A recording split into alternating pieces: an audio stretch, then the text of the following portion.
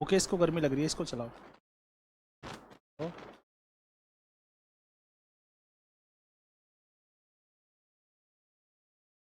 असरा में ज़्यादा तेज़ और कर दिया है।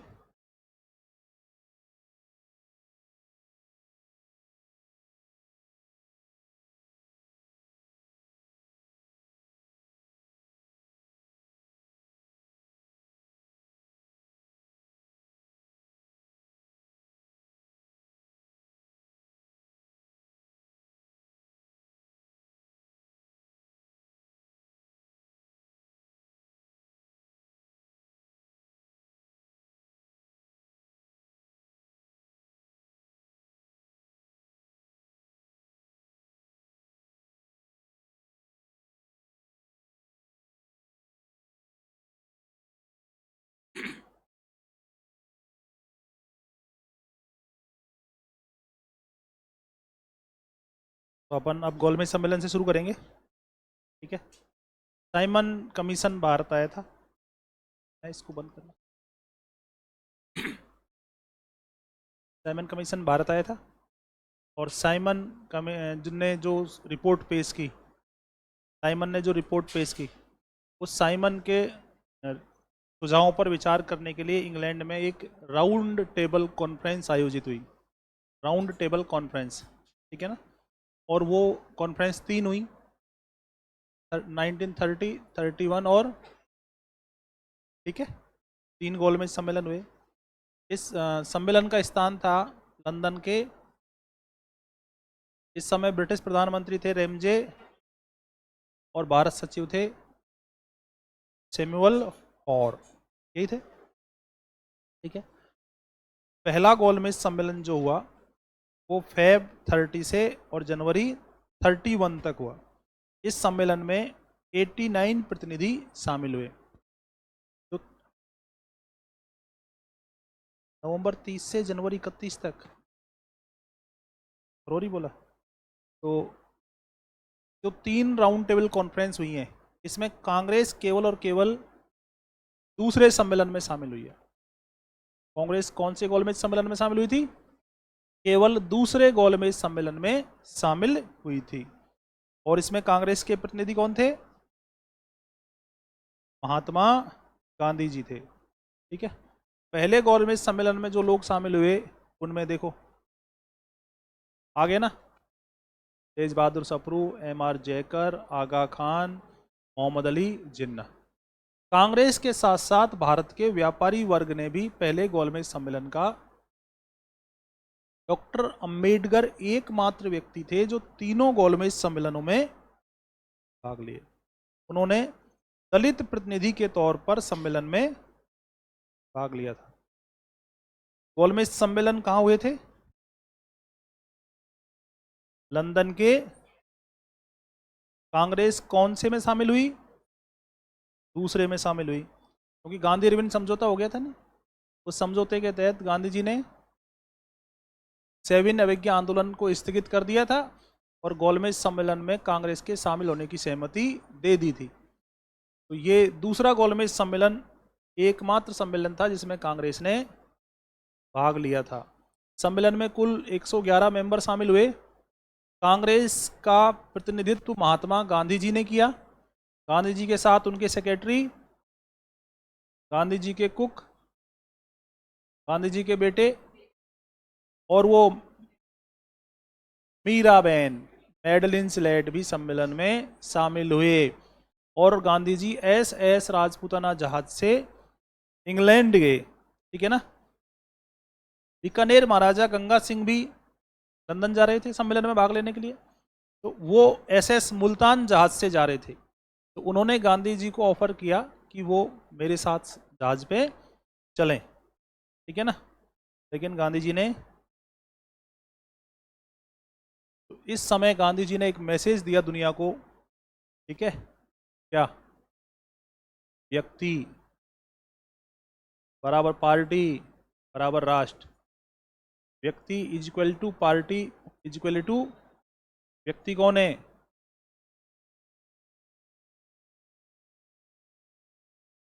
पार्टी क्या है? कांग्रेस। कांग्रेस को अपन INC काम में लेंगे, है ना, और राष्ट्र भारत। गांधी जी ही कांग्रेस है और कांग्रेस ही आगे। ये स्लोगन बहुत बार दोहराए जाएंगे व्यक्तियों के लिए, ठीक है। जैसे कांग्रेस के एक नेता थे DK बरुआ, उन्होंने कहा था Indira is India, India is Indira, Indira ही भारत है। सम्मेलन में हरिजन प्रतिनिधि के तौर पे शामिल हुए, ईसाई प्रतिनिधि थे और उदारवादी वर्ग के प्रतिनिधि थे, और महिला प्रतिनिधि थी, पूंजीपति वर्ग के प्रतिनिधि थे, व्यापारियों के प्रतिनिधि थे, घनश्याम दास हिंदू महासभा के प्रतिनिधि थे, मदन मोहन मालवीय मुस्लिम लीग के प्रतिनिधि थे, मोहम्मद अली जिन्ना, अल्लामा इकबाल और अली। दूसरे गोलमेज सम्मेलन में महिलाओं की प्रतिनिधि कौन थी? ईसाइयों का प्रतिनिधि कौन था? उदारवादियों के प्रतिनिधि कौन थे? पूंजीपतियों के प्रतिनिधि कौन थे? व्यापारियों के प्रतिनिधि कौन थे? हिंदू महासभा के प्रतिनिधि कौन थे? और मुस्लिम लीग के प्रतिनिधि कौन थे? मोहम्मद अली जिन्ना, ठीक है ना।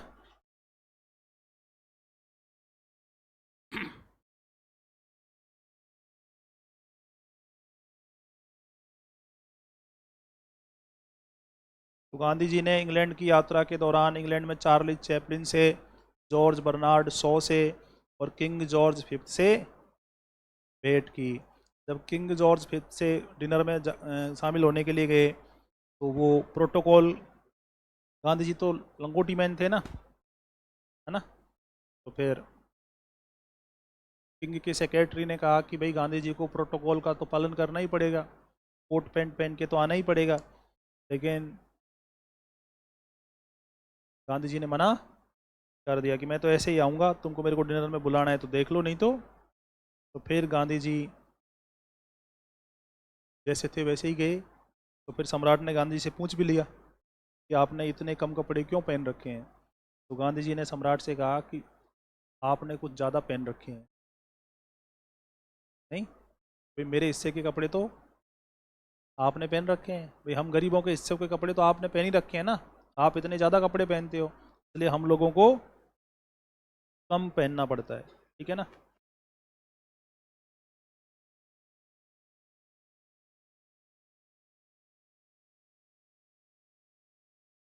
तो गांधी जी जब वो वायसराय, गांधी जी जब सेंट जेम्स पैलेस की सीढ़ियों पे चढ़ रहे थे तो अपने आप में वो दृश्य बहुत अद्भुत था, ठीक है ना। दूसरे गोलमेज सम्मेलन में मदन मोहन मालवीय और एनी बेसेंट ने अपने खर्चे पर शामिल, बन गए सवाल। दूसरे गोलमेज सम्मेलन में कौन थे जो अपने खर्चे से शामिल हुए? मदन मोहन मालवीय और एनी बेसेंट। चर्चिल ने गांधी जी के लिए कहा था कि मिडिल टेम्पल से पास हुआ राजद्रोही फकीर मिस्टर गांधी को अर्धनग्न अवस्था में वायसराय महल की सीढ़ियां चढ़ते देखना कितना चिंताजनक और हास्यास्पद। कुछ भी नहीं है। भारत में हमारे राज के खिलाफ सबसे ज़्यादा खिलाफ यही है। भाई भारत में ब्रिटिश राज का सबसे ज़्यादा विरोध कौन कर रहे हैं? महात्मा गांधी जी कर रहे हैं, ठीक है ना। देखो, गांधी जी को मलंग बाबा कहा है किसने? पठानों ने। मलंग बाबा को हिंदी में क्या कहते हैं, है ना। और देशद्रोही फकीर कहा है किसने?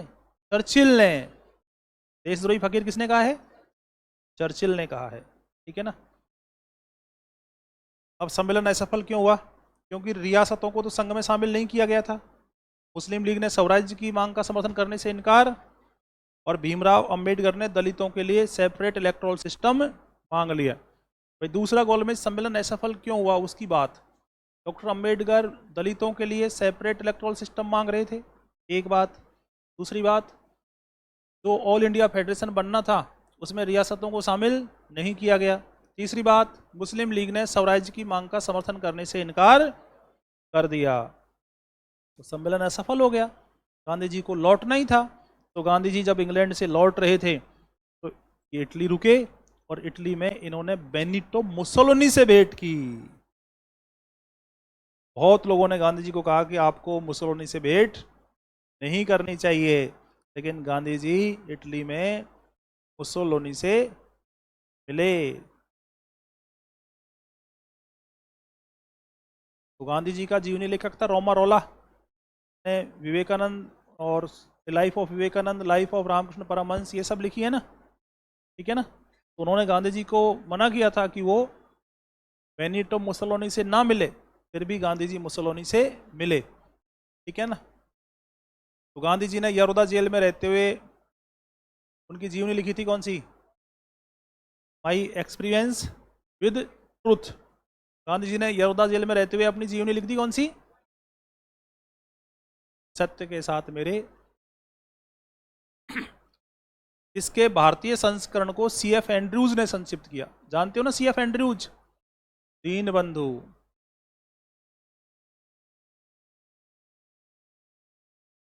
तो गांधी जी इंग्लैंड कौन से जहाज से गए थे? लौटे कौन से?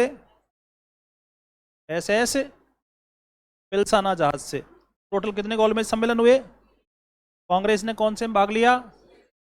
कांग्रेस के प्रतिनिधि गांधी जी, गांधी जी के साथ महादेव देसाई, प्यारेलाल देवदास और मैडलिन स्लैड, ठीक है ना।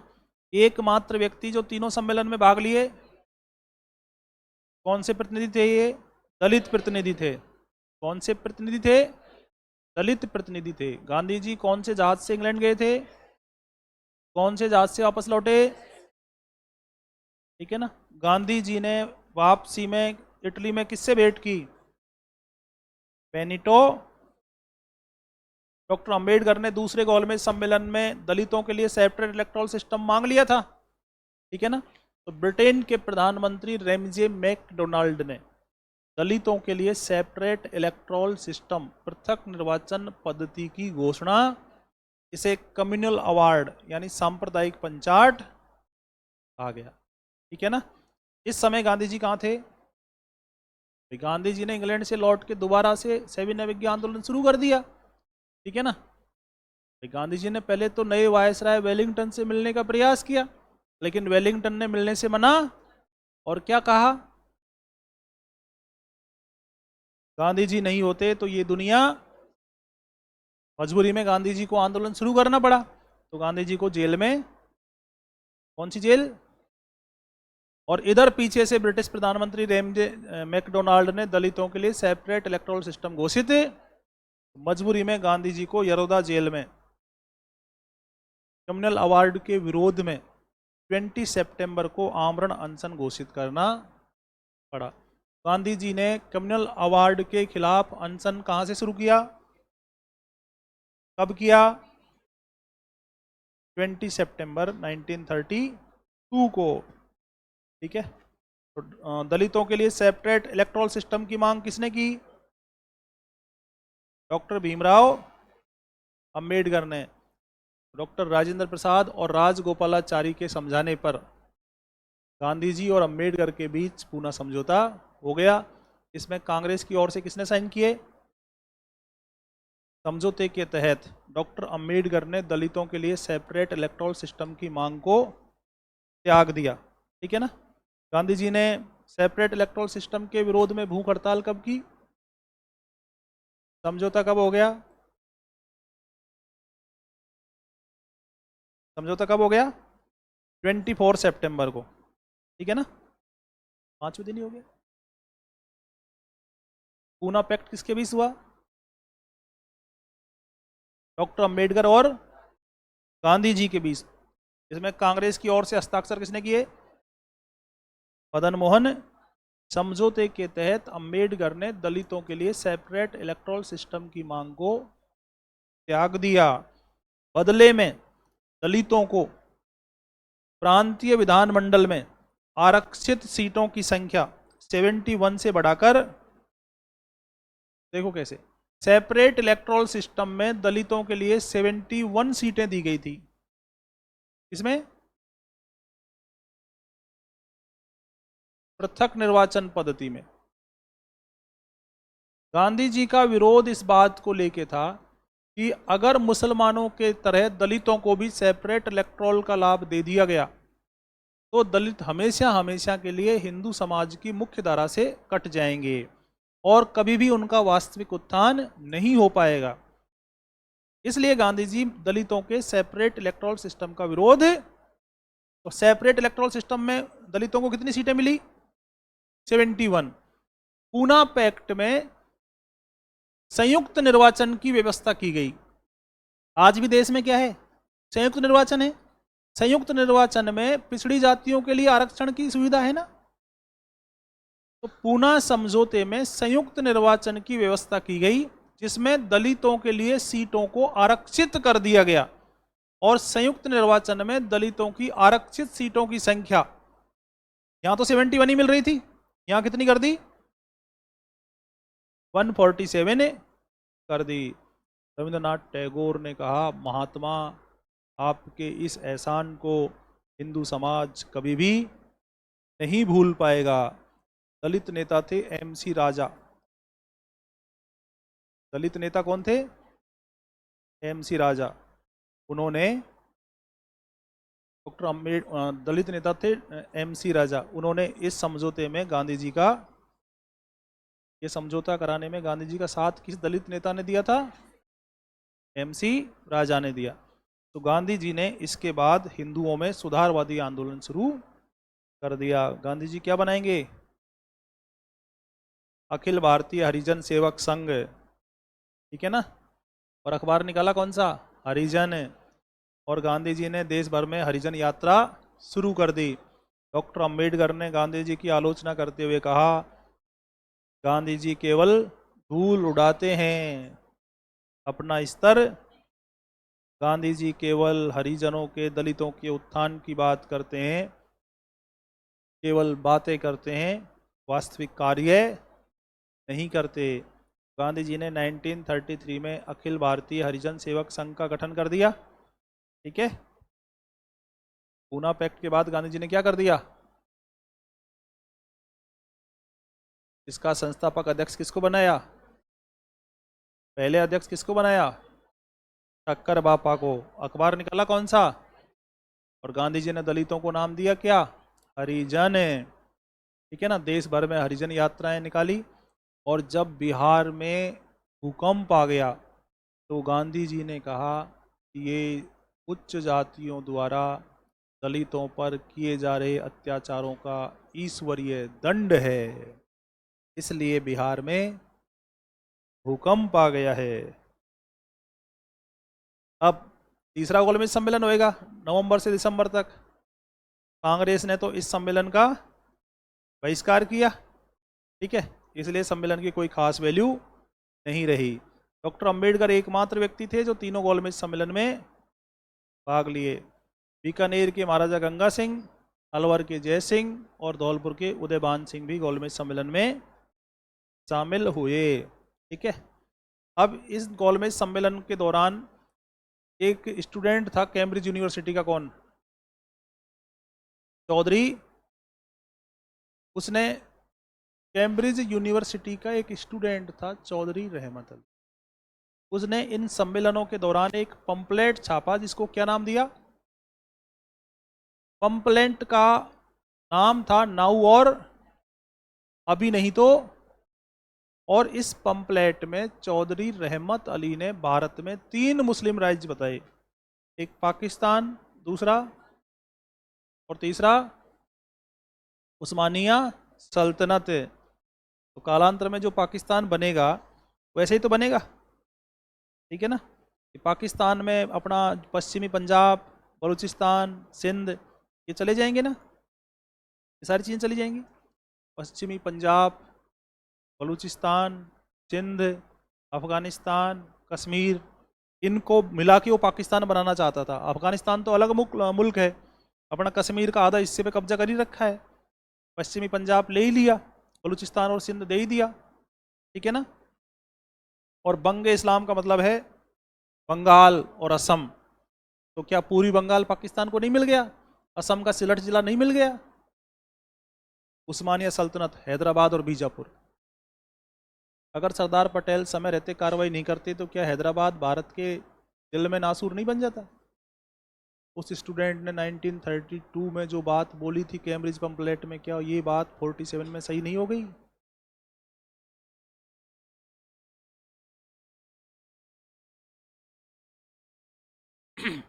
पाकिस्तान का मतलब बताया उसने, पाकिस्तान पवित्र जगह, ठीक है ना। लेकिन सब लोगों ने देखा कि यार एक स्टूडेंट है जो खुरापाती दिमाग रखता है और ऐसी कोई बात नहीं है। और देखो पाकिस्तान भी उसने कैसे बनाया, देखो अफगानिस्तान है ना, सिंध, ठीक है, पी से पंजाब, ए से अफगानिस्तान, के से एस से सिंध, और इसे जोड़ के बना लिया पाकिस्तान। पाकिस्तान शब्द का जन्मदाता कौन है? चौधरी रहमत अली, कैम्ब्रिज यूनिवर्सिटी का स्टूडेंट। कौन सा पंपलेट लिखा इसने? नाउ और अभी नहीं तो कभी नहीं, काश तुमसे कोई कह दे या तुम किसी से कह दो, अभी नहीं तो एक ही बात बड़बड़ाते रहते हो, बहुत टाइम है, टाइम का कोई टोटा, हमारे पास एक ही तो चीज़ है, क्या? टाइम, और टाइम में कोई कमी नहीं है, ठीक है। अब अपना नेक्स्ट टॉपिक है प्रांतों में कांग्रेस शासन के 28। भारत शासन अधिनियम 1935 के द्वारा प्रांतीय स्वायत्ता दे दी गई। तो प्रांतों में द्वैत शासन कब लगाया गया? भारत शासन अधिनियम 1919 में। और प्रांतीय स्वायत्ता कब दी गई? भारत शासन अधिनियम 1935 में, ठीक है। अब प्रांतीय स्वायत्ता दे दी तो इसके तहत 1937 में चुनाव हुए, क्योंकि भारत शासन अधिनियम 1935 1 अप्रैल 1937 को लागू हुआ, तो फिर चुनाव हुए। और इस समय कितने प्रांत थे? उस समय ब्रिटिश भारत में कितने प्रांत थे? ये सारे नियम कायदे ब्रिटिश भारत में लागू हो रहे हैं, देशी रियासतों में कोई लेना देना नहीं है, ठीक है। तो इन 11 प्रांतों में से कांग्रेस को 5 प्रांतों में स्पष्ट बहुमत मिला, और बाद में बंबई में भी कांग्रेस का बहुमत स्थापित हो गया। तो 11 प्रांतों में कांग्रेस को कितनी जगह बहुमत मिला? 6 जगह। 5 में स्पष्ट बहुमत मिला, बाद में कांग्रेस, बंबई में भी कांग्रेस का बहुमत। तो 11 में से 6 प्रांत में कांग्रेस को स्पष्ट बहुमत मिल गया, और शेष 3 प्रांतों में उसने अपने सहयोगियों के साथ सरकार, केवल पंजाब और बंगाल में कांग्रेस सरकारें नहीं बनी। अब इसका मतलब ये नहीं है वहां मुस्लिम लीग की सरकार बनी, मुस्लिम लीग का तो चुनावों में सुपड़ा साफ हो गया, व्हाइट वॉश। पंजाब में सरकार बनी यूनियनिस्ट पार्टी की, है ना। पंजाब में जो मुसलमान, हिंदू और सिख जमींदार थे, पंजाब में मुसलमान, हिंदू और सिख जमींदार थे, उन्होंने एक पार्टी बना रखी थी, यूनियनिस्ट पार्टी। उस पार्टी में 2 लोग बहुत ताकतवर थे, सिकंदर हयात खान और सर छोटू राम। सिकंदर हयात खान पंजाब के मुख्यमंत्री बने, आज मुख्यमंत्री कहते हैं, उस समय प्रधानमंत्री। और बंगाल में कृषक प्रजा पार्टी, बंगाल में उसके नेता थे मजरूल हक, वो वहां मुख्यमंत्री बने। अब ये 11 प्रांतों की बात हो रही है, तो देख लो एक बार 11 प्रांत कौन कौन से थे।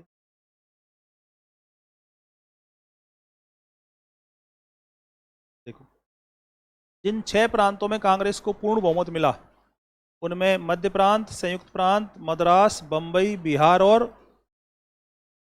ये 6 प्रांतों में कांग्रेस को पूर्ण बहुमत मिल गया। और 3 प्रांतों में कांग्रेस की गठबंधन सरकार बन गई, सिंध में, नॉर्थ वेस्ट फ्रंटियर प्रोविंस में, और 2 प्रांतों में गैर कांग्रेसी मंत्रिमंडल बने, पंजाब में यूनियनिस्ट पार्टी के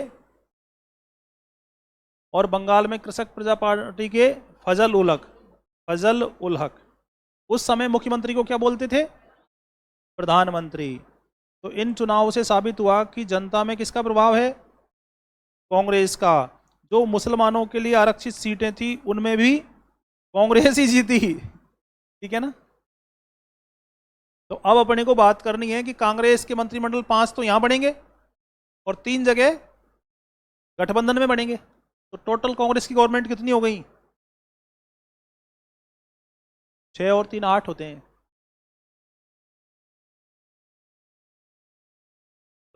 11 में से कांग्रेस की सरकारें कितने प्रांतों में बनी? 6 जगह संयुक्त थी, 6 जगह खुद की थी और 3 जगह गठबंधन। देखो, मद्रास में कांग्रेस के प्रधानमंत्री थे, संयुक्त प्रांत में थे, मध्य प्रांत में थे नारायण भास्कर खर्रे, और उड़ीसा में थे, बिहार में थे, बम्बई में थे। ठीक है, इनमें कांग्रेस की खुद की सरकार है और 3 जगह कांग्रेस की गठबंधन सरकार है।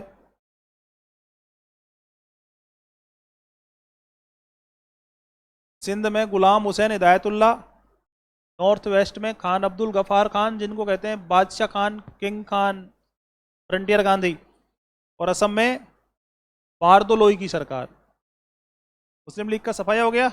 मुस्लिम लीग ने पंजाब, असम और बंगाल में कांग्रेस के साथ मिलकर सरकार बनाने और संयुक्त प्रांत और बिहार में कांग्रेसी मंत्रिमंडल में शामिल होने की इच्छा प्रकट की, लेकिन कांग्रेस ने ये दोनों मांगे ही रिजेक्ट कर दी।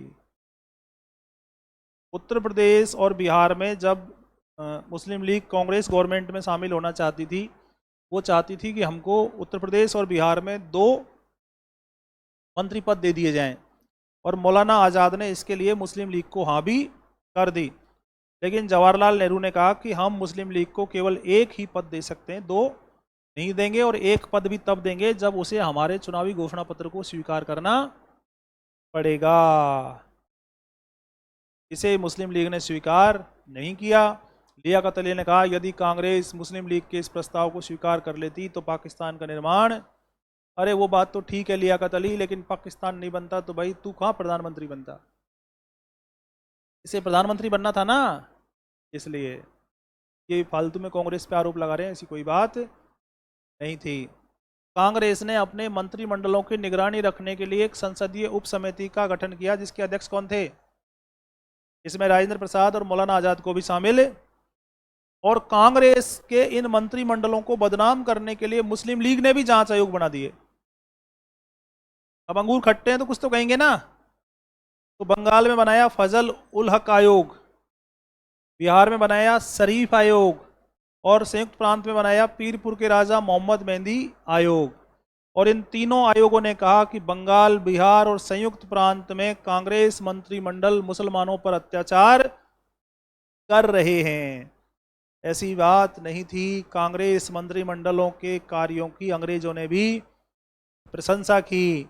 इसी समय 1939 में वर्ल्ड वॉर शुरू हो गया और ब्रिटेन ने भारतीयों से बिना पूछे, कांग्रेस से बिना पूछे भारत को भी युद्ध में शामिल करने की घोषणा कर दी। कांग्रेस ने जवाहरलाल नेहरू, राजेंद्र प्रसाद और वल्लभ भाई पटेल के नेतृत्व में एक युद्ध सलाहकार समिति का गठन किया। कांग्रेस ने कहा यदि हमारी अंतरिम सरकार बना दी जाती है तो हम ब्रिटेन को युद्ध कार्यों में सहयोग और समर्थन देंगे, लेकिन ब्रिटेन ने इस पर कोई ध्यान नहीं दिया। इसके विरोध में कांग्रेस मंत्रिमंडलों ने अक्टूबर 1939 में इस्तीफा दे दिया। अब मुस्लिम लीग की बन पड़ी। प्रांतों से कांग्रेस मंत्रिमंडल ने तो इस्तीफा दे दिया, सरकारें खाली हो गई, तो अब मुस्लिम लीग सरकार बनाएगी नहीं प्रांत। अंग्रेजों अंग्रेज कहेंगे ना तुम बना लो सरकार, क्या दिक्कत है, कोई तो बनाए सरकार। तो मुस्लिम लीग ने डॉक्टर अंबेडकर के साथ मिलकर 22 दिसंबर 1939 को क्या मनाया? डिलीवरेंस डे, मुक्ति दिवस। कांग्रेस मंत्रिमंडलों के इस्तीफा देने को मुस्लिम लीग ने किस दिन के रूप में बनाया? मुक्ति दिवस के रूप में।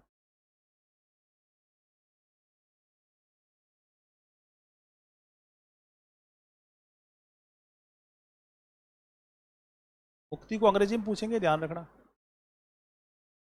Deliverance day. लीग ने डॉक्टर अंबेडकर के साथ मिलकर 22 दिसंबर 1939 को क्या बनाया? Deliverance day. तो अब मुस्लिम लीग का लाहौर सम्मेलन हुआ कब? ये 23 मार्च को पाकिस्तान दिवस मनाएगी मुस्लिम लीग। और लाहौर सम्मेलन के अध्यक्ष थे कौन? अभी तक मोहम्मद अली जिन्ना, जो कहीं भी नहीं थे, उनकी राजनीति में दोबारा से एंट्री हो रही है और मुस्लिम लीग उनको अपना अध्यक्ष बना लेगी। और इस सम्मेलन में ही मोहम्मद अली जिन्ना ने 2 नेशन थ्योरी दी। 2 नेशन थ्योरी का जन्मदाता कौन है? जिन्ना ने कहा हिंदू और मुसलमान 2 अलग अलग समुदाय नहीं बल्कि 2 अलग अलग देश हैं। तो 2 नेशन थ्योरी का जन्मदाता कौन है? मोहम्मद अली जिन्ना। सम्मेलन में मुसलमानों के लिए अलग देश का प्रस्ताव पारित हुआ, ठीक है ना। ये प्रस्ताव सिकंदर हयात खान ने बनाया था, पंजाब के मुख्यमंत्री ने, ठीक है ना। सम्मेलन में इसे फजल उल हक ने रखा, ठीक है ना। और खलीक जुमा ने इसका समर्थन किया। पाकिस्तान नहीं, मुस्लिम लीग के किस सम्मेलन में मुसलमानों के लिए अलग राष्ट्र मांगा गया? 23 मार्च 1940 के लाहौर सम्मेलन में। इसकी अध्यक्षता किसने की?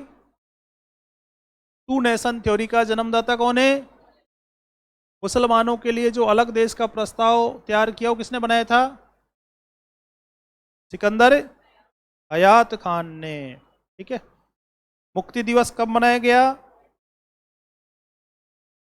22 दिसंबर 1939 को, ठीक है। मुस्लिम लीग के साथ ये दिवस किसने मनाया था? डॉक्टर BR अम्बेडकर ने, ठीक है। अब अपन आगे के जो टॉपिक्स पढ़ेंगे उनका क्रम देखो। सबसे पहले आएगा अगस्त प्रस्ताव। वायसराय लिनलिथगो ने अगस्त 1940 में एक प्रस्ताव पारित किया, ठीक है ना। उसे किस नाम से जाना गया? कांग्रेस ने क्या किया? रामगढ़ सेशन किया। कांग्रेस का रामगढ़ सम्मेलन हुआ मौलाना आज़ाद की अध्यक्षता में, और उसमें कांग्रेस ने कहा यदि देश में एक अंतरिम सरकार स्थापित कर दी जाती है तो हम युद्ध कार्यों में ब्रिटेन का समर्थन करने के लिए तैयार हैं।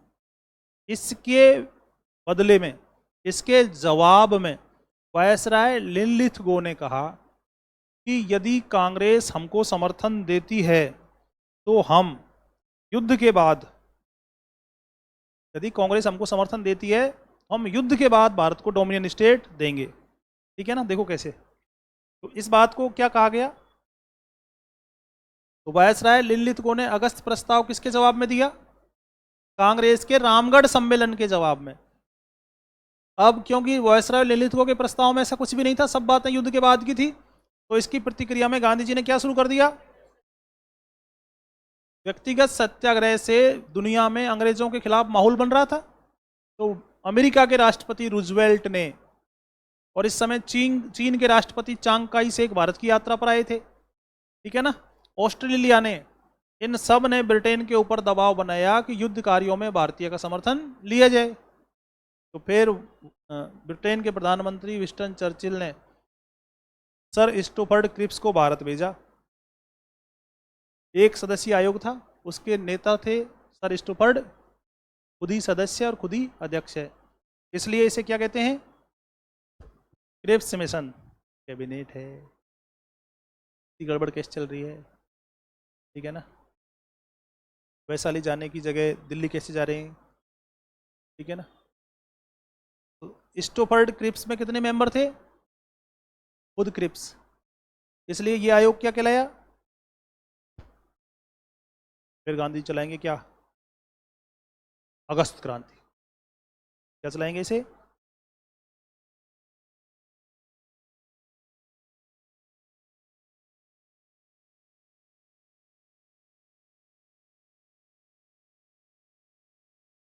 कांग्रेस ने रामगढ़ सम्मेलन में प्रस्ताव रखा कि यदि भारत में एक अंतरिम सरकार बना दी जाए तो अंग्रेजों को युद्ध कार्यों में सहयोग दिया जा सकता है। इसके जवाब में वायसराय लॉर्ड लिनलिथगो ने अगस्त 1940 को एक प्रस्ताव जारी किया, जिसे क्या कहा गया?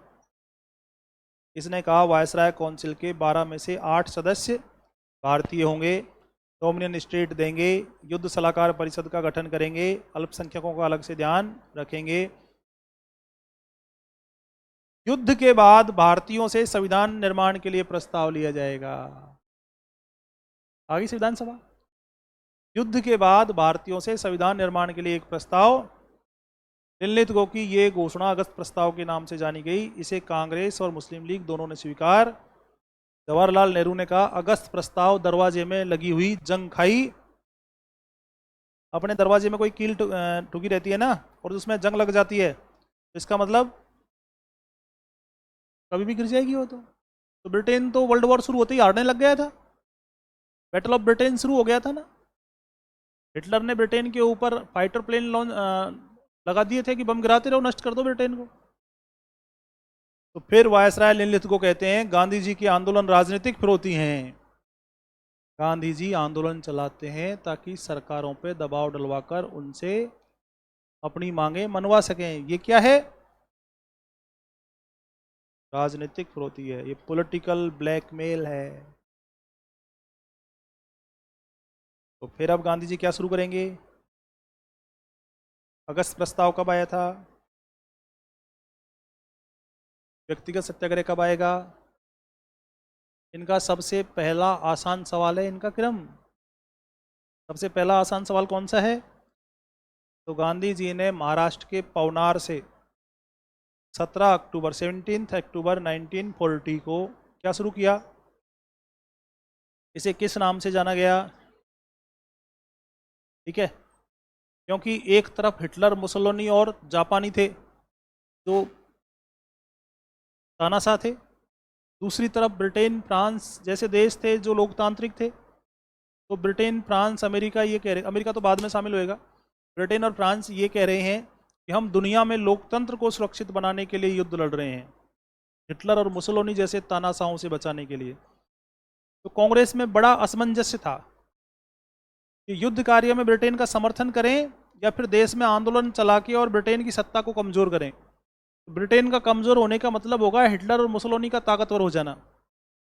तो इन बातों को लेकर कांग्रेस दो भागों में बटी हुई थी। सुभाष चंद्र बोस जैसे लोग कम थे जो स्पष्ट कह रहे थे कि हिटलर और मुसोलिनी का सहयोग करें और उनकी सहायता से हम भारत की आज़ादी हासिल। गांधी जी कहते थे नहीं सुभाष बाबू,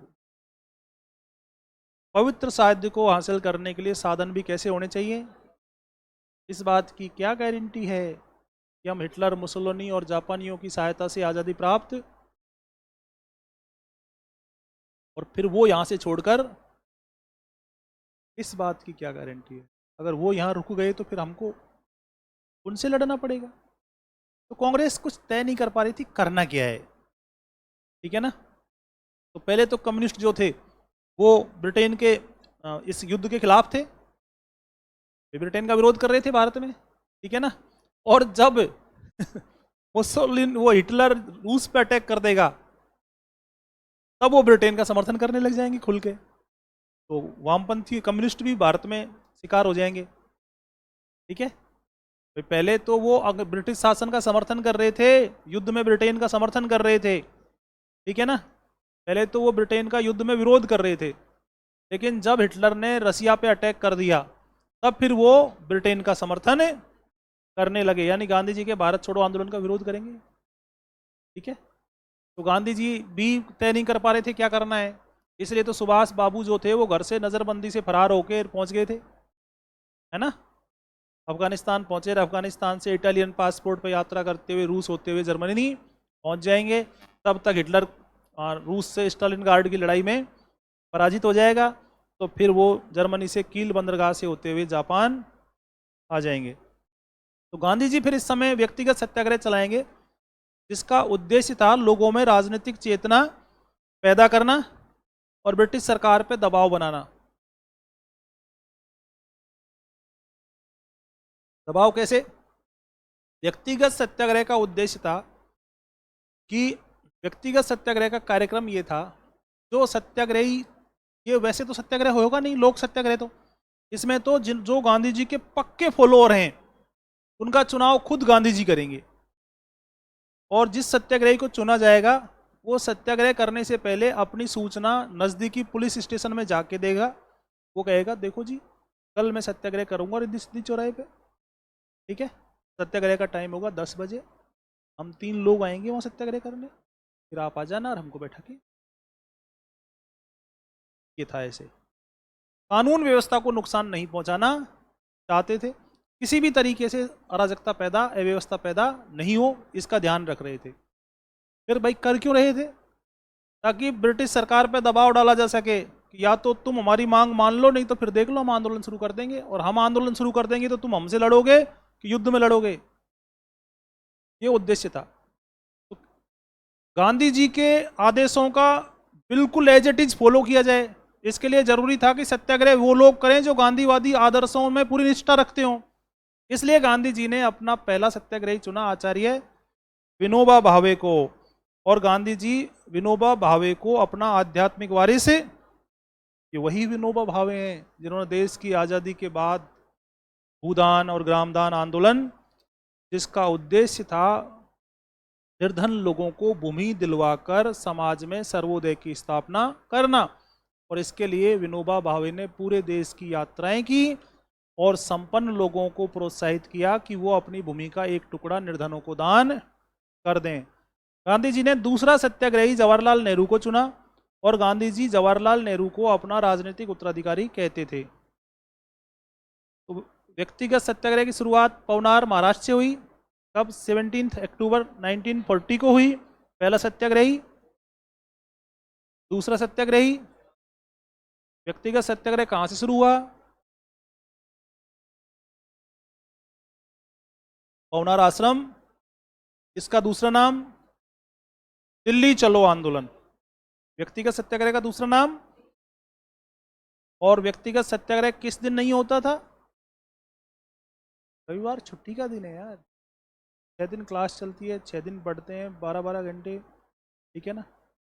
नारायण मूर्ति जी कहते हैं 70 घंटे काम करो, हम तो 72 घंटे काम कर रहे हैं, 2 घंटे सरप्लस हो गया, तो फिर हम संडे को कोई काम नहीं करेंगे, पूरी तरीके से छुट्टी मनाएंगे, ठीक है ना। तो व्यक्तिगत सत्याग्रह फिर किस दिन नहीं होता था? अच्छा, संडे को टेस्ट देंगे।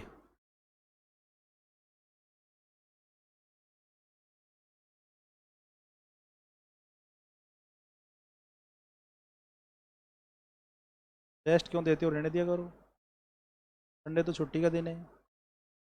ऐसे होता है कोई संडे को भी इनको टेस्ट देने बुला लेते हैं? क्यों मोहित? संडे तो कम से कम तो बोल।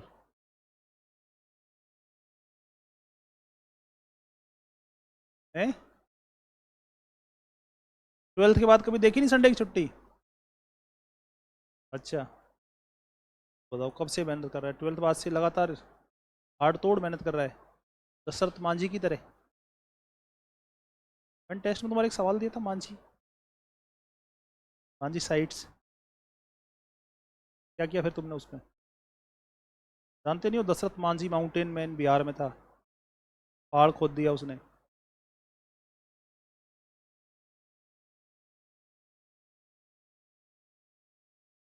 तो बाकी आ रहे थे तो बढ़िया बात। असराम यार कुछ तो कहने लगे कि आ रहा है, नहीं तो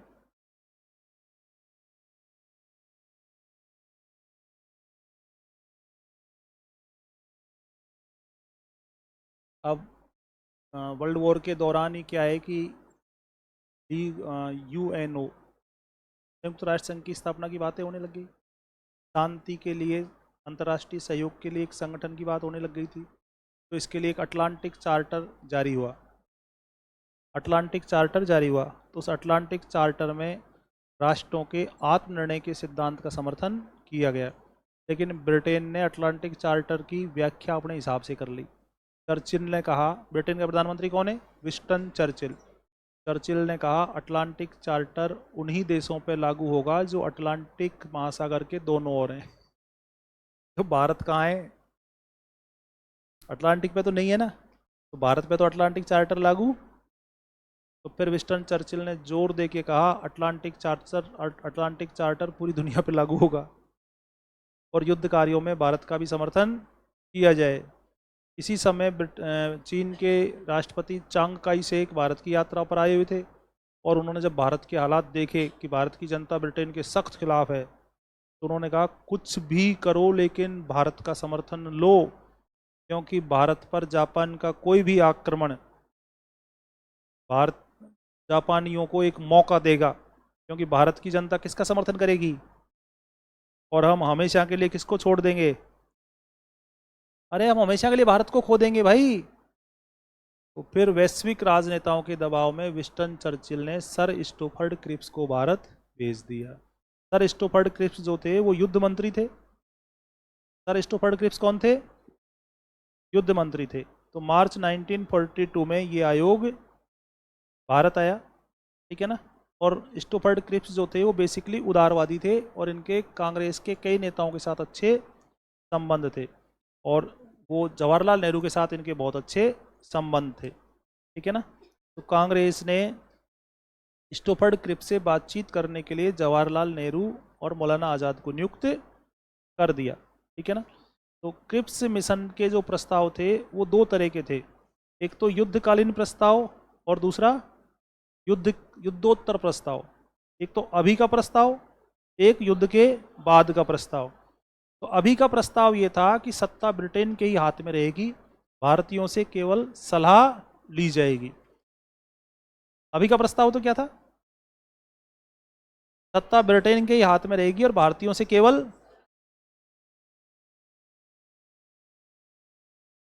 और युद्ध के बाद का जो प्रस्ताव था उसमें यह था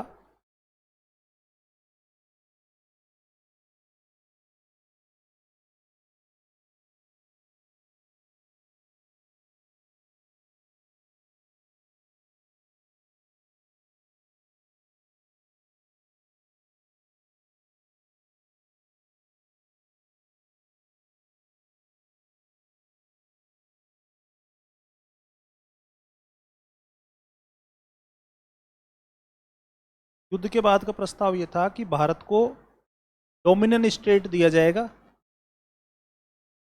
भारत को क्या दिया जाएगा? भारत चाहेगा तो कॉमनवेल्थ से अलग हो जाएगा।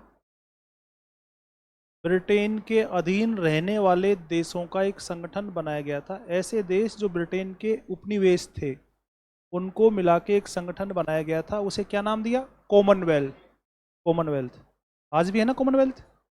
कॉमनवेल्थ के सदस्य वो देश हैं जो कभी ब्रिटेन की कॉलोनी थे, ठीक है। तो भारत को हम युद्ध के बाद डोमिनियन स्टेट दे देंगे, भारत चाहेगा तो कॉमनवेल्थ से अलग हो जाएगा, ठीक है ना।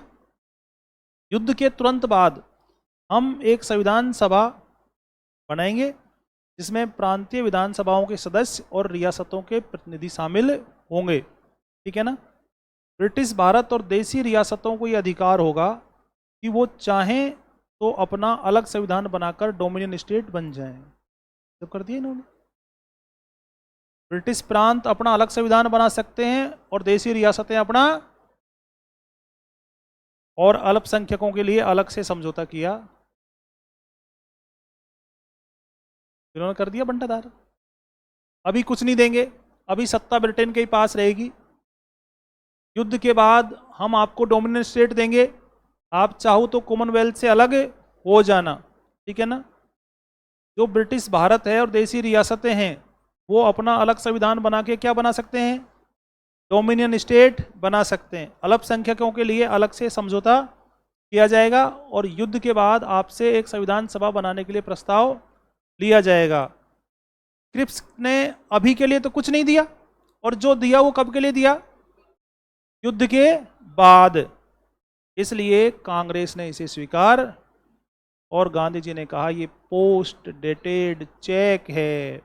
बाद में किसी ने उसमें जोड़ा ऐसी बैंक का उत्तर तिथि चेक है जिसका दिवाड़ा निकलने वाला है।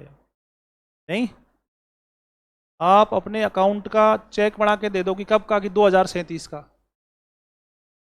पता ही नहीं, अभी अभी अकाउंट में 98 नहीं है और 2037 का चेक बना के और दे रहे हो। तो गांधी जी ने पोस्ट डेटेड चेक किसे कहा? क्रिप्स मिशन को। तो अब कांग्रेस के मन में जितने भी विचार थे सब हट गए कि अंग्रेज अपने को कुछ भी देने वाले।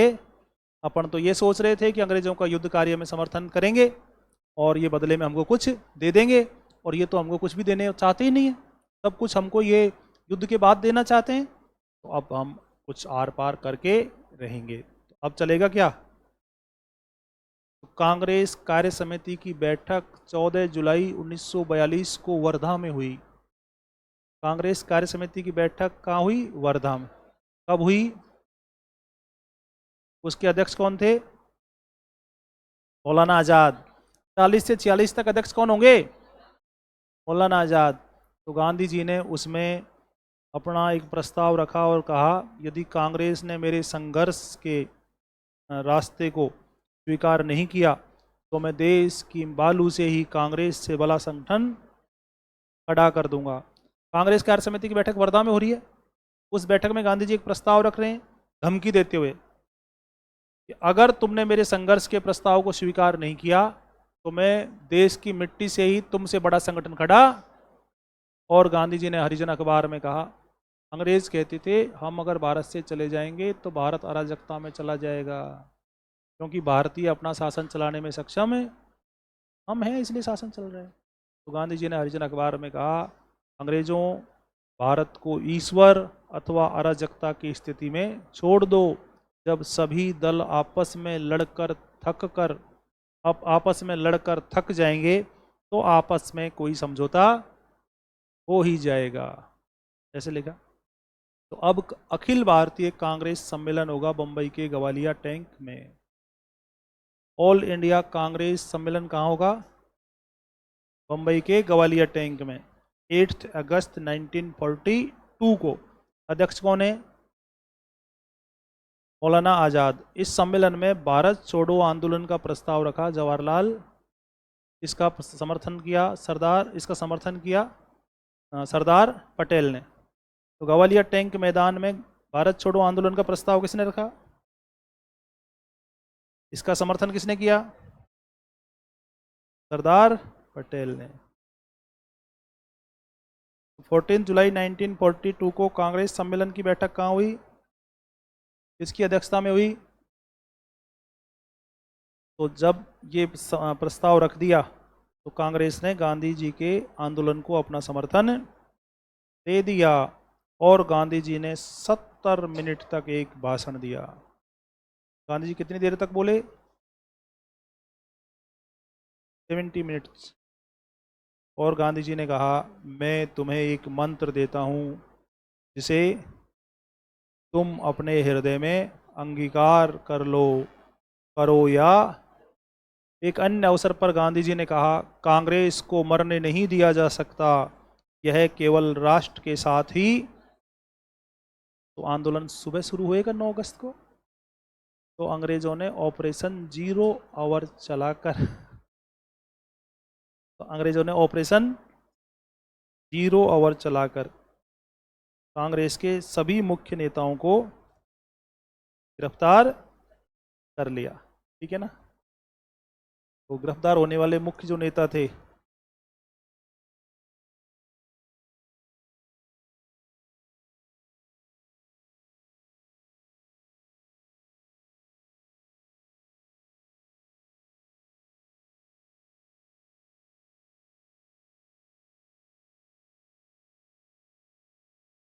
जब अपन इसको कहते हैं ना कि जल्दी चल, तब ये स्लो हो जाता है, और जब स्लो कहते हैं तब ये तुम्हारी तरह है।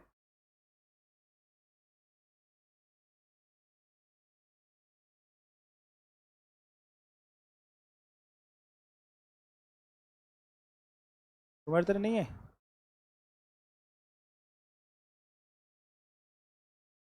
कहीं भी आनी बोलते हो तुम।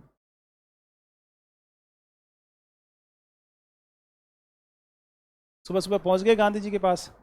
गांधी जी तो उस समय तक जगह भी नहीं थे, है ना? तो फिर गांधी जी को ले गए कहाँ? और 7 अवे के आंदोलन के समय कहाँ ले गए?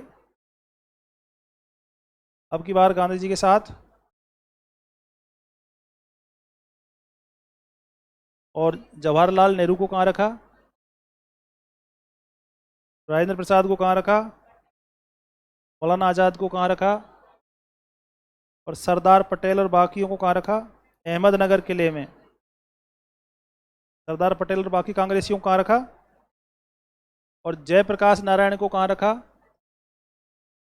और जयप्रकाश नारायण ने जेल तोड़ दी। नहीं, वो आएंगे ना, जेल के ताड़े टूटेंगे भीमा बाबू लौटेंगे, ऐसे जेल के ताड़े टूट गए और जेपी बाबू भाग गए। 15 फीट ऊंची दीवार तोड़ दी इन्होंने, कूद गए, फलाना मस्ताना कूद गए दीवार। अंग्रेजों ने यार कमेटी गठित की, जब इतनी ऊंची दीवार कूद गए हैं, सही में कूद गए तो ओलंपिक में भेजें। Long jump, high jump, triple jump, 3 medal तो पक्के हो गए ना। तो फिर जांच कमेटी जो थी उसने कोई निष्कर्ष पे नहीं पहुंची, परेशान हो रहे थे यार कैसे। तो फिर उनको वो मिल गए अपने ओझा जी, भोपा भोपा भोपा। तो जांच कमेटी से भोपा ने कहा कि क्यों परेशान हो रहे हो, कि हम पता नहीं लगा पा रहे कि यार इतनी ऊंची दीवार कोई कैसे कूद सकता है। ठीक है, तो भोपा ने कहा यार कैसी बात करते हो, ताव आ गया था। ताव समझते हो ना, क्या जोश, जोश क्या होता है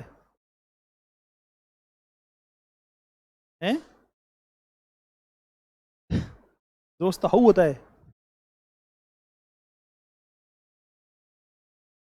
जांच कमेटी ने अपनी रिपोर्ट में लिखा, अज्ञात कारणों से जेपी जेल की दीवार तोड़ने में सफल हो गए। तो जेपी जेल की दीवार तोड़ने में कैसे सफल हो गए, पेड़ के ऊपर चढ़ गए थे। पेड़ था क्या वहां बगल में, ये लो यार, अपने को इतने दिन तक पता ही नहीं चला। जेपी जेल की दीवार तोड़ के कूद, जेल की दीवार से कूद के फरार हो गए क्योंकि वहां बगल में पेड़ था। ये हमको किसने बताया,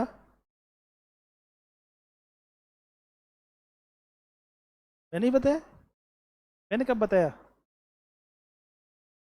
ये लो, दोनों सहेलियां कट्टर सहेलियां हैं अब ये, जबरदस्ती मतलब ये हाँ में हाँ मिलाएंगी। ठीक है, तो जेपी ने फिर हजारी नहीं मिला रही कि हाँ, जबरदस्ती नहीं मिलाते, मतलब उचित कारणों से ही मिलाते हैं। और ये निर्धारित कौन करता है उचित कारण कौन सा है, हैं?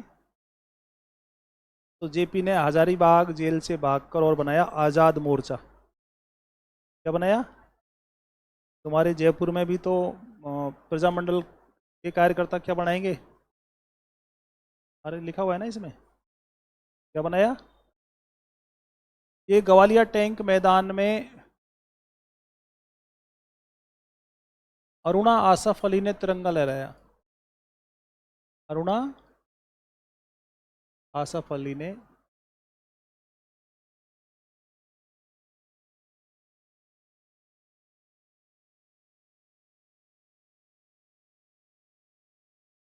ग्वालियर टैंक में तिरंगा लहराया।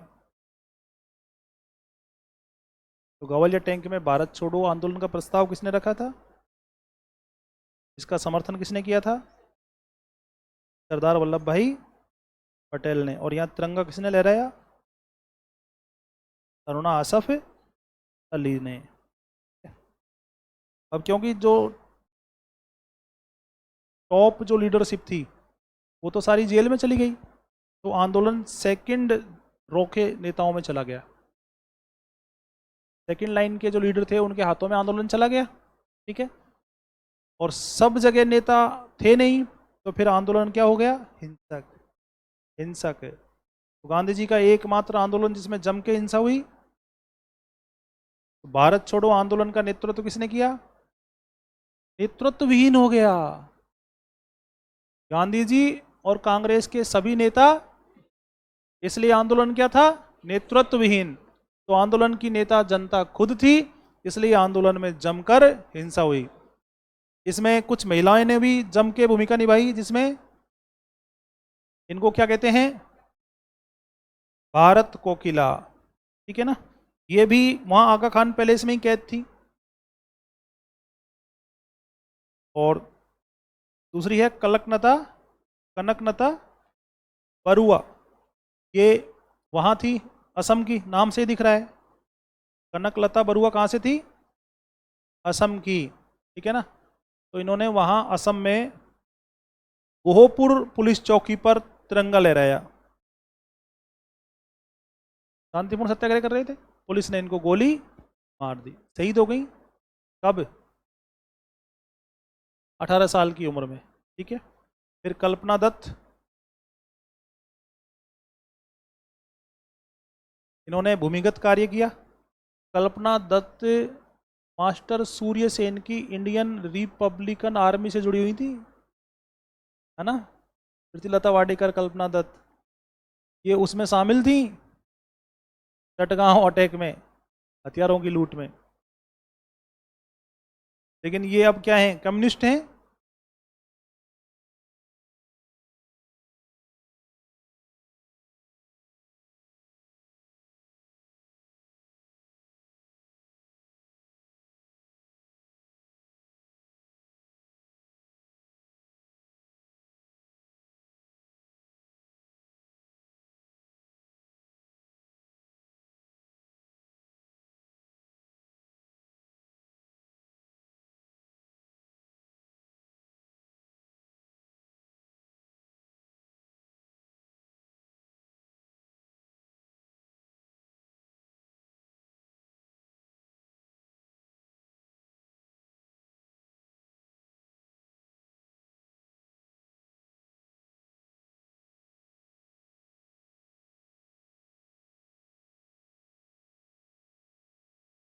अब इनमें सबसे इंपॉर्टेंट है ऊषा मेहता।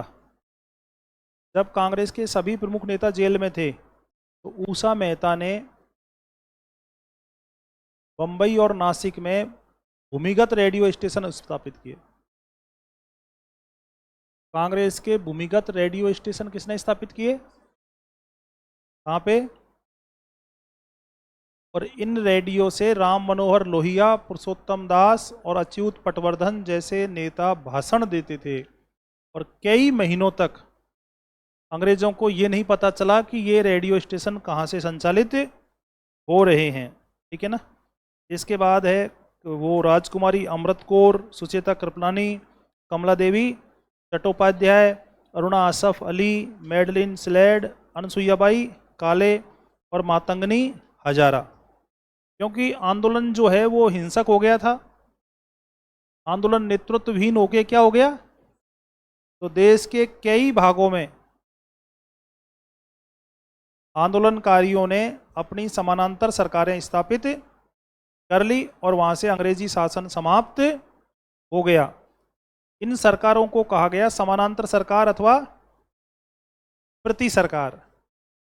समानांतर सरकार अथवा प्रति सरकार।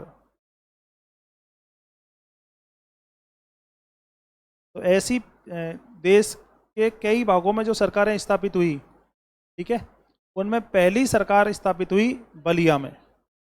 ऐसी पहली सरकार कहाँ स्थापित हुई? बलिया में। और इसका नेतृत्व किया किसने? चित्तू पांडे ने।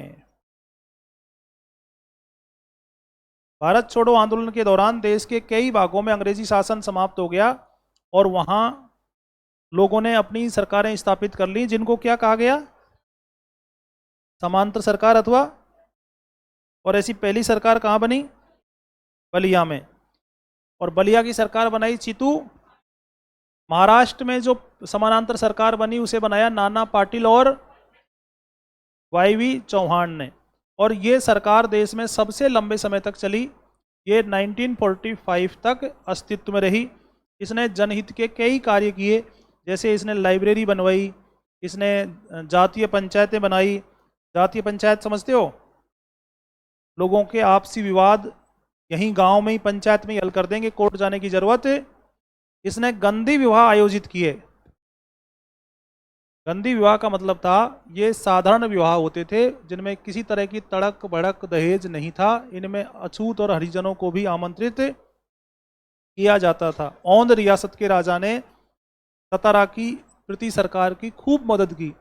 गांधी जी ने औंध रियासत का संविधान बनाया था, ठीक है ना। तो भारत छोड़ो आंदोलन के दौरान ऐसे विवाह जो साधारण होते थे, जिनमें दहेज नहीं था, ठीक है ना, बहुत ज़्यादा जलसा उत्सव, जिनमें डीजे भी नहीं बुलाया जाता था, ये विवाह क्या कहलाते थे? ये कहाँ पे हुए?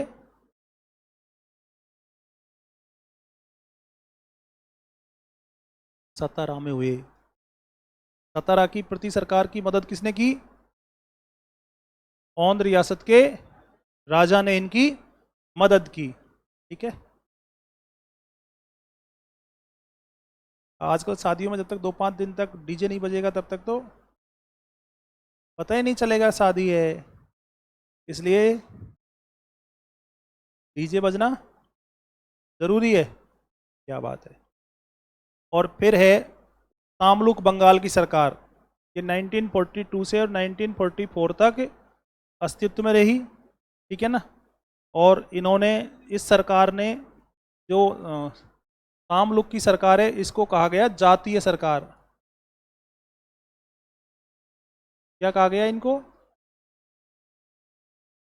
मातंगनी हजारा नामक एक महिला ने इनको खूब आर्थिक सहायता दी। ठीक है ना।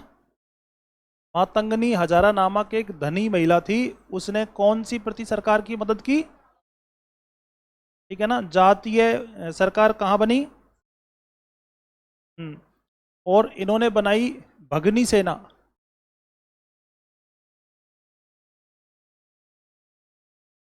भारत छोड़ो आंदोलन के दौरान भगनी सेना का गठन कहाँ हुआ? नाम से ही पता चल रहा है, महिलाओं का निकाय है। भगनी बहनों का संगठन है ना। ठीक है ना। चौथी जो सरकार है वो है तलचर उड़ीसा की प्रति सरकार। और तलचर उड़ीसा की प्रति सरकार ने किसान और प्रजा मंडलों को मिला के चासी मुलिया राज की स्थापना कर दी। हाँ, तो ये पूछते हैं आपसे, चासी मुलिया राज।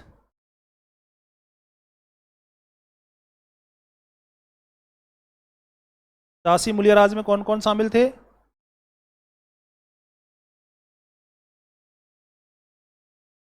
किसान संघ और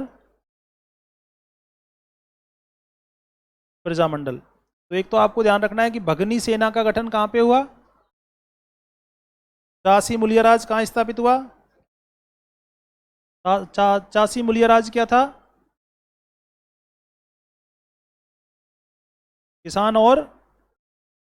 किसान संघ और प्रजा मंडलों को मिला के तलचर की प्रति सरकार ने चासी मुलिया राज की घोषणा कर दी। और पांचवी इनमें सरकार है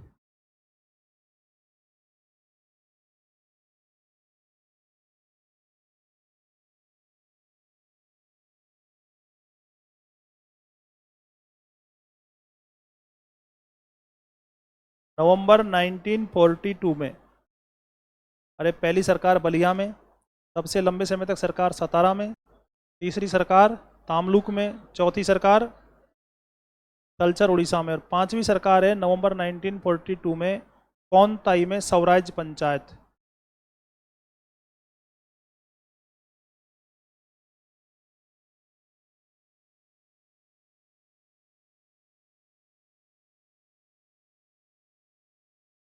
कौनताई में स्वराज पंचायत। तो आपसे ऐसे पूछा जाएगा, भारत छोड़ो आंदोलन के दौरान कौन से एक स्थान पर प्रति सरकारें नहीं बनी, या कौनताई स्वराज का संबंध है भारत छोड़ो आंदोलन से? चासी मुलिया राज का संबंध किस राज्य से है? उड़ीसा से है। उड़ीसा से। तो देश के सभी प्रमुख दलों ने भारत छोड़ो आंदोलन का विरोध किया, जैसे Hindu Mahasabha, Muslim League, communist party. Communist party पहले तो भारत छोड़ो आंदोलन के समर्थन में थी, लेकिन जब हिटलर ने रूस पर अटैक कर दिया तो भारत छोड़ो आंदोलन के विरोध में लग गई। अपने कार्यकर्ताओं से, वॉलंटियर से आग्रह किया कि वो अंग्रेज़ों को साथ दें। लेकिन कुछ भी हो, चाहे कम्युनिस्ट हो, चाहे हिंदू महासभा हो, चाहे मुस्लिम लीग हो, इनके सभी सदस्यों ने भारत छोड़ो आंदोलन में बढ़ चढ़कर, मुस्लिम लीग ने 23 मार्च 1943 को पाकिस्तान दिवस मनाया, बांटो और जाओ का नारा दिया।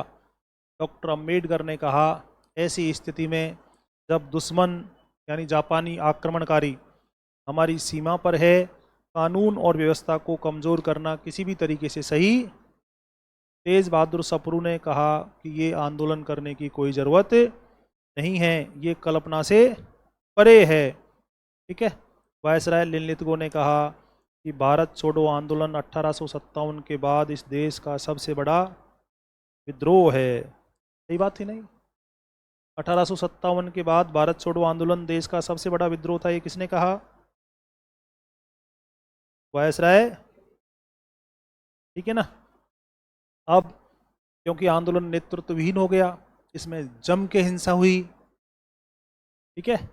तो विंस्टन चर्चिल ने आंदोलन में भड़की हिंसा के लिए गांधी जी को जिम्मेदार ठहराया और गांधी जी ने कहा कि चर्चिल की इस बात से मेरा हृदय दुखी हो गया है, मैं तो भारत में ब्रिटिश राज का सबसे बड़ा पुलिसमैन हूँ, मैं अपने हृदय की शुद्धता के लिए 21 दिन का उपवास करूँगा। आमरण नहीं, 21 दिन का हृदय शुद्धि का उपवास।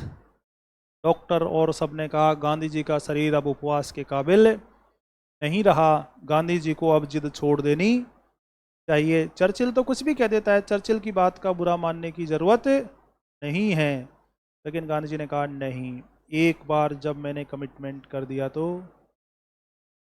मैं खुद की भी नहीं सुनता। किसने कहा ये? गांधी जी का डायलॉग है ये। तुम पता नहीं क्या मान के बैठे हो। कौनताई, कौनताई अलवर के रेणी में है। देखो कौनताई कहाँ है?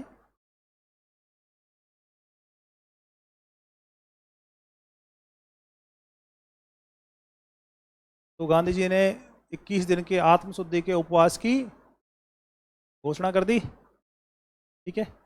उपवास 10 दिन क्रॉस कर गया। चर्चिल ने लिनलिथगो से पूछा कि यार गांधी जी मरे नहीं अब तक? बढ़िया रहा कि गांधी जी का कांटा अपने आप हमारे रास्ते से। तो फिर चर्चिल ने गांधी जी की जांच कराई कि ग्लूकोज तो नहीं ले रहा है, डॉक्टर भेजा। कितना निकम्मा था चर्चिल। झूठ माट का उपवास, जैसे तुम उपवास करते हो ना, झूठ माट के उपवास करते हो दिन भर, फिर शाम को दबा के खा लेते हो और दिन भर फ्रूट खाते रहते हो और कहते हो उपवास है हमारा। उपवास ही है मीना कुमारी तो। चुप कैसे बैठे हैं अपन? पेपर खराब हो गया क्या? फिर सदमा लग गया? फिर ऐसे शांत कैसे बैठे हैं? ऐसे ही, ऐसे ही सबसे बहुत परेशान हूँ मैं, जिसको देखोगे ऐसे ही। खाना खा के आए क्या? ज़्यादा खा लिया? बैग में लेके आए? फिर ठीक है। कब खाएंगे? नहीं, मैं क्लास छोड़ दूंगा, कोई दिक्कत नहीं, क्लासें तो ऐसी होती रहेंगी ज़िंदगी भर। क्लासों का क्या है, खाना जरूरी है। ठीक है। बताओ फिर, झांसी मुलिया राज कहाँ स्थापित हुआ? उड़ीसा में कहाँ? कल्चर, कोई ना बात। और भगनी सेना का गठन कहाँ हुआ? तामलुक। कहाँ? पहली प्रति सरकार?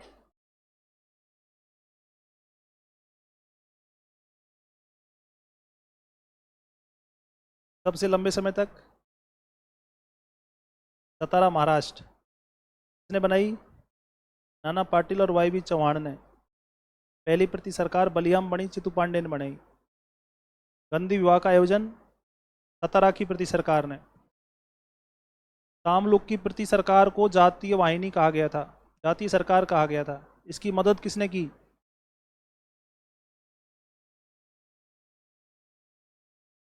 18 साल की स्कूली छात्रा जो गोहपुर में पुलिस स्टेशन पर झंडा फहराते हुए मारी गई, शहीद हो गई। कनकलता बरुआ। कौन है? तो जांच में साबित हुआ गांधी जी ग्लूकोज नहीं ले रहे हैं। चर्चिल को बहुत बुरा लगा। ठीक है। चर्चिल ने पूछा दिल्ली से, यार ऐसे कैसे हो रहा है, ये हिंदुस्तानी इतने दिन उपवास कैसे रख लेते हैं लगातार? रणनीतिकों ने कहा कि वो माय लॉर्ड, ये क्या है, स्टूडेंट लाइफ से ही भूखे रहने के, एक टाइम तो वैसे ही खाते हैं, ठीक है, और फिर उसमें भी मैगी खा लेते हैं, पास्ता खा लेते हैं, या फिर पानी पूरी खा लेते हैं। पानी पूरी खाता है क्या तू? तो फिर कैसे बोला तू पानी पूरी खा लेते हैं? तेरी फिर फेवरेट कैसे जब खाता ही नहीं है? छोड़ रखी है? नहीं पता, हंसी भी छोड़ दी, ये कोई ऐसी बात है क्या जो छोड़ रखी है? अभी खाया ना क्लास के बाद जाके। तो फिर गांधी जी का स्वास्थ्य लगातार खराब होता जा रहा था। अनशन 15वें दिन पहुंच गया। हजारों लाखों लोग पूना आ गए, गांधी जी प्लीज अनशन तोड़ दो। चर्चिल पे दबाव बढ़ गया, दुनिया के राजनेता कहें चर्चिल से। गांधी जी ने कहा मैं अनशन तो तोड़ ही दूंगा ना, चर्चिल अपनी बात वापस ले ले। चर्चिल ने कहा अच्छा। पूरी दुनिया जब ब्रिटेन का लोहा मान चुकी है, इस समय तक हिटलर की हार होने लग गई थी ना, पूरी दुनिया जब ब्रिटेन का लोहा मान चुकी है, तब मैं क्राउन का पहला मंत्री इसलिए नहीं बना हूं कि ब्रिटिश साम्राज्य के विघटन की अध्यक्षता कर सकूं। एक देशद्रोही अर्धनग्न फकीर के सामने झुकने का सवाल ही पैदा नहीं होता है।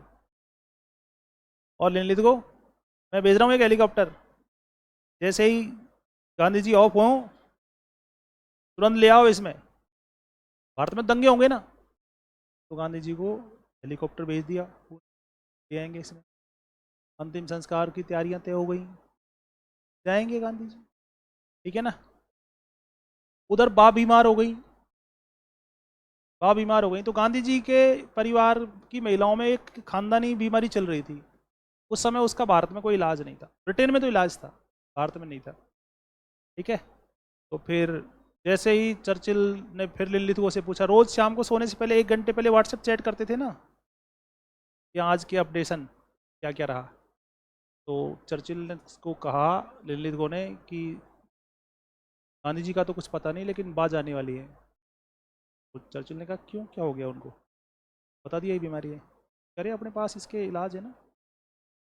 चर्चिल ने फिर अगले दिन ब्रिटेन से वो इंजेक्शन भेजने की व्यवस्था करवाई, वो इंजेक्शन आ गए, ठीक है ना। अब बा को जब इंजेक्शन लगाने की बात आई, तो बा ने कहा नहीं नहीं, पति देव से पूछो। गांधी जी कहते थे नहीं, सुई से भी हिंसा होती है, मैं हिंसा का हर रूप में हर तरीके से विरोध करता हूँ। और बा अपने पति के साथ थी, उसने कहा नहीं, पति से पूछा जाए। गांधी जी एलोपैथी के विरोधी थे, आधुनिक चिकित्सा के विरोधी थे। गांधी जी के पास बस वो एमबीबीएस की डिग्री नहीं थी, गांधी जी भी छोटे मोटे डॉक्टर थे बढ़िया वाले, नहीं, वो नीम हकीम रहते हैं ना। गांधी जी भी घरेलू नुस्खादार थे। अरे अपने नहीं है क्या लोग कि अच्छा बुखार हो रहा है, चलो गीली पट्टी करके सिर पे रख लो। अच्छा जुकाम लग गई है, अच्छा ये खा लो, ये कर लो। ज़्यादा खांसी हो रही है, चलाओ वो क्या है वो, अरे वो नहीं, तेरे को ठीकरी दिखती है दिन भर यार। ज़्यादा खांसी हो रही है तो अदरक कूट के ले लो, है ना, लौंग ले लो। मतलब कितने नुस्खे हैं हिंदुस्तान, नुस्खों की पूरी लाइन लगी हुई है। बस एक ही नुस्खा नहीं है कि बिना पढ़े कैसे सेलेक्ट हो जाए, है ना, वो भी है, पेपर खरीद लो। वो नुकसान नहीं है, वो तो फिर जेल है वो तो फिर जेल है, षड्यंत्र है, वो तो ठगी है, ठगी, झूठ फरेब, ठीक है। तो गांधी जी मना करते थे। अब गांधी जी दुनिया से तो मना करते हैं कि प्राकृत की एलोपैथी नहीं, और जब पत्नी की बात आई तो क्या कहा था असहयोग आंदोलन वापस लेते समय, मैं अहिंसा के लिए बड़ी से बड़ी कुर्बानी देने के लिए आ गया मौका, दो कुर्बानी। तो चर्चिल ने फिर जवाहरलाल नेहरू कौन सी जेल में था, अल्मोड़ा, उनको वहाँ से भेजा आगा खान पैलेस में, ताकि वो गांधी जी को कन्विंस करे कस्तूरबा जी के इंजेक्शन लग जाए। तो जवाहरलाल नेहरू ने गांधी जी को कन्विंस किया, क्योंकि यहाँ तक आते आते नेहरू खानदान का तो मटिया मेट हो ही चुका था, उनकी वाइफ बहुत पहले ही चली गई, पिताजी भी चले गए, माताजी भी चली गई। तो जवाहरलाल नेहरू ने कहा कि मुझे माँ की ज़रूरत है, बा मेरी भी माँ है। फिर एक तरीके से जवाहरलाल नेहरू गांधी जी को अपना मतलब बेटा ही मानते थे, है ना। गांधी जी और नेहरू के संबंध पिता पुत्र की तरह ही थे, जिनमें खूब बढ़िया कहानी है, खूब रस है, आनंद है, और तनातनी भी है बढ़िया वाली। जैसे हर बेटा बाप से कहते हैं ना, आपकी समझ में नहीं आएगा, रहने दो। ऐसे कितनी बार ही गांधी जी को नेहरू मतलब कड़ी चिट्ठी लिखता था, कड़ी वाली, ठीक है। जैसे वो छोटे छोटे बच्चे जब बड़े हो जाते हैं तब माता पिता को कहते हैं ना, सठिया गए ये तो ऐसे ही गांधी जी के लिए भी नेहरू ये शब्द काम में लेने लग गए थे, ठीक है। मैं इसे कहता हूँ हेलो श्री, तब तो सुनती थी, तब बदमाश है यूएस, अपनी सारी बातें सुनता है ये, ठीक है। और क्या, हाँ, मतलब अपना सबके पास एक जासूस रहता है, फोन में माइक्रोफोन रहता है ना इसमें। तुम कई बार ऐसे करना, यार ये अपन जो सोचते हैं वही फोन में क्यों आ जाता है, पता होगा ना। कुछ नहीं, तुम जब बातें करते हो तो ये सुनता है छोटी छोटी बातें, तो वही बातें तुमको गूगल आता है। ये वो दिन दूर नहीं जब मनुष्य पर टेक्नोलॉजी नियंत्रण प्राप्त, फोन ने तो कर ही लिया है। छोटे छोटे बच्चे ना, जो जन्म लेते हैं 8 कदम चलते हैं, उनको फोन दे दो खुश, और 2 मिनट फोन मत दो उनको, तांडव नृत्य खेलेंगे और डमरू बजाएंगे। वो शिव तांडव है ना, वो वाला, और तुरंत फोन दे दो, पता नहीं क्या हो जाता है, सारा तांडव नृत्य समाप्त। तो पता है बेटा, जवाहर से गांधी जी ने क्या कहा, जवाहर, अगर परम शक्ति ये चाहती है तेरी बा हमारे पास नहीं रहेगी, तो क्या तेरा कोई इंजेक्शन उसे बचा सकता है इस बात की गारंटी, इंजेक्शन लगा देगा और बा बच जाएंगी। अगर वो परम शक्ति ये चाहती है तेरी बा हमारे बीच नहीं रहेगी, तो उसे कोई भी नहीं बचा सकता। और अगर वो चाहता है कि वो रहेंगी, फिर तू क्यों तनाव लेता है। अब क्या कहेगा जवाहर, कहेगा चली गई बा अगले दिन। अब सब लोगों को रिहा करके सबको आगा खान पहुंचाया, सरदार पटेल को, राजेंद्र प्रसाद को, राजगोपालाचारी को, सबको पहुंचाया वहाँ।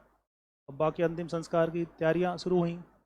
सब लोगों ने तय किया कि भाई बा को अपन चंदन की लकड़ियों से विदा करेंगे। लेकिन अब गांधी जी से कहे कौन जाके कि बा को चंदन की लकड़ियों से जलाएंगे, नहीं। आज अपने यहाँ सरपंच बन जाता है ना, तो वो भी 2-3 पीढ़ियों का उपाय कर लेता है, ठीक है। जिसके पीछे पूरा हिंदुस्तान था। गोलमेज सम्मेलन के समय क्या साबित हुआ था, व्यक्ति बराबर राष्ट्र, व्यक्ति बराबर पार्टी बराबर, फिर तो जैसे तैसे फिर गांधी जी तक बात पहुंचाई गई। तो फिर गांधी जी ने कहा, राजा जी ने पहुंचाई बात, और तो कौन पहुंचाएगा, वही थे, सरला देवी से रोकने वाले भी वही थे। गांधी जी ने कहा मेरे पास नहीं है चंदन की लकड़ी लाने की, मैं चाहता नहीं मेरी जीवन संगनी किसी और के पैसों से मैं चंदन खरीद के उसे विदा करूं। फिर गांधी जी की शादी 10 साल की उम्र में हो गई थी, 80 में मान लो, 1880, ठीक है। और कस्तूरबा जी विदा हुई हैं फरवरी 1944 में। कस्तूरबा का निधन कब हुआ है, फरवरी 44 में। महादेव देसाई अगस्त 42 में चला जाएगा, ध्यान रखना है ये क्रम। महादेव देसाई तो कब चले गए, अगस्त 1942। और बा कब गई हैं, अब यार कमाल नहीं कर दिया, महादेव देसाई 1917 से ही गांधी जी का थैला उठा रहा था, गांधी जी का झोला उठा रहा था ना चंपारण से ही महादेव देसाई। बताओ कितने दिन तक, कितना चंड चालाक आदमी था कि अब से मैं गांधी जी का झोला उठाऊंगा। अब गांधी जी जहां जहां जाएंगे तो, अरे झोला जाएगा ना साथ में, झोला जाएगा तो महादेव देसाई भी जाएगा। नेशनल मूवमेंट में 1917 से लेके 1942 तक हर कदम पे कौन खड़ा है? हो गया ना अमर? लोग कितने तेज हो सकते हैं। ठीक है, पहले तो महादेव देसाई चला गया गांधी जी के लिए झटका, और अब उनकी जीवन संगनी चली गई। तो 20 और 44 कितने, 64 राम, कितने साल साथ रही कस्तूरबा जी गांधी जी के साथ। तो हर पति पत्नी की ज़िंदगी में जो उतार चढ़ाव आते हैं, खट्टे मीठे अनुभव आते हैं, तनाव आता है, वो सब गांधी जी की ज़िंदगी में भी था। मतलब जब गांधी जी वहाँ अफ्रीका में थे ना, तब वो सत्याग्रह कर रहे थे ना डरबन में। डरबन में कौन सा आदेश निकाला था इन्होंने, अंग्रेजों ने? अरे भारतीयों के लिए रजिस्ट्रेशन करवाना अनिवार्य कर दिया था ना, ठीक है ना, और 3 पॉइंट टैक्स लगा दिया था, और गैर ईसाई पद्धति के विवाह रद्द कर दिए थे। तो इसके विरोध में गांधी जी ने वो सत्याग्रह शुरू कर दिया था 1907 में। 1907 में तो फिर भारत के जो लोग अफ्रीका में रह रहे थे वो चंदा इकट्ठा कर रहे थे ना, कुछ महिलाओं ने अपने आभूषण भी दान में दे दिए थे चंदे में। तो बा उस समय तक एक साधारण महिला ही थी, तो उन्होंने उसमें से कुछ आभूषण छांट छांट के और रख लिए, कोठड़ी में बांध लिए। गांधी ने कहा ये क्या कर रही हो, तुम्हारा क्या है, तुम्हारे पास तो कुछ है नहीं, मेरे बेटे बड़े हो रहे हैं, कल उनकी शादी करूंगी तो बहू आएंगी, वो क्या पहनेंगी।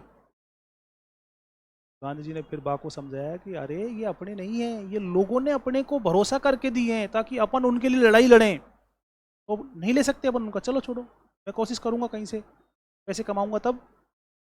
बहुत मुश्किल से बा से वो वापस लिए उस समय तो बा एक ऐसी साधारण महिला थी, और अब साबरमती आश्रम स्थापित होने के बाद गांधी जी के हर राजनीतिक काम में कदम से कदम मिला के चल रही हैं बा। और जब सरला देवी चौधरानी वाला चैप्टर आ गया था, तब भी बा शांत बनी रही, ठीक है ना, तब भी उन्होंने कोई प्रतिक्रिया नहीं दी। 64 साल का वैवाहिक जीवन। आज शादी के 15 दिन हो जाते हैं तो ऐसे स्टेटस लगाते हैं, शादी के 15 दिन सक्सेस पूर्वक बिताए। मना करो, नहीं लगाते हैं। शादी का 1 महीना सफलतापूर्वक बीता, क्योंकि मुश्किल से 1 साल कटेगा, फिर तलाक का भी तो लगाएंगे, सफलतापूर्वक ले ही लिया है, ठीक है ना, उसकी भी खुशी मनाते हैं। अरे है ना ये सब। फिर कितना सीखने की जरूरत है गांधी जी से, राजनीति में, समाज में, व्यक्तिगत जीवन में, ठीक है ना, सब कुछ। तब जाके वो देश के सबसे बड़ा नेता बना, तब जाके वो करोड़ों लोगों के नेता बने, और युगों युगों तक याद किए जाएंगे। अल्बर्ट आइंस्टाइन ने कहा था ना, लोगों को सीखना चाहिए कि राजनेता कैसा बनना है, तो गांधी जी से सीखना चाहिए, ठीक है ना। आने वाली पीढ़ियां यकीन नहीं कर पाएंगी कि हार्ड मास का ये पुतला इस धरती पे पैदा हुआ था। ये तो अपने को अभी जस्ट पता है, क्या पता आने वाली पीढ़ियां कह दें अवतार, देवता, कह सकती है ना।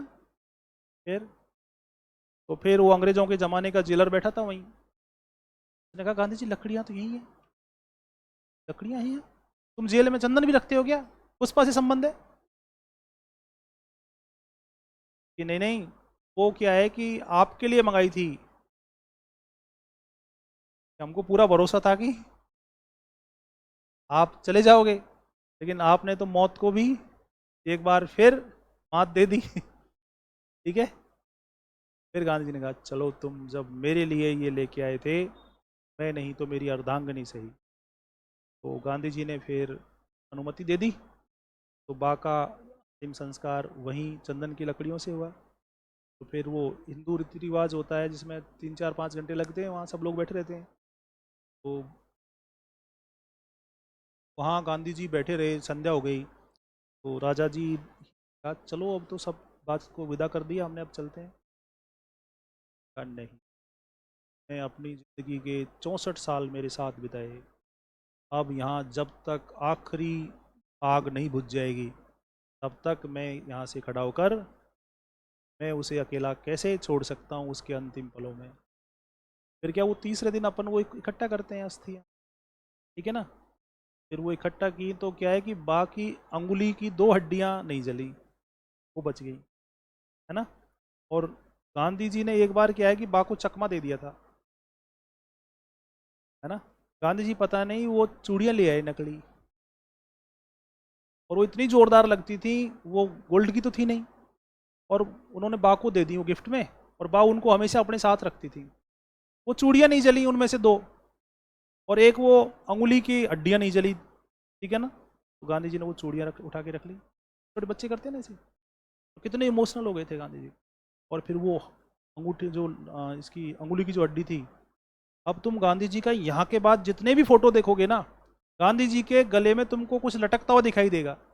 लोगों को लगता था कि ये क्या है, जबकि नजदीकी लोगों को पता था कि ये बाघ के अंगुली की हड्डी है, जिसको उन्होंने हमेशा अपने आखिरी समय तक अपने गले में लटका के रखा, ठीक है ना।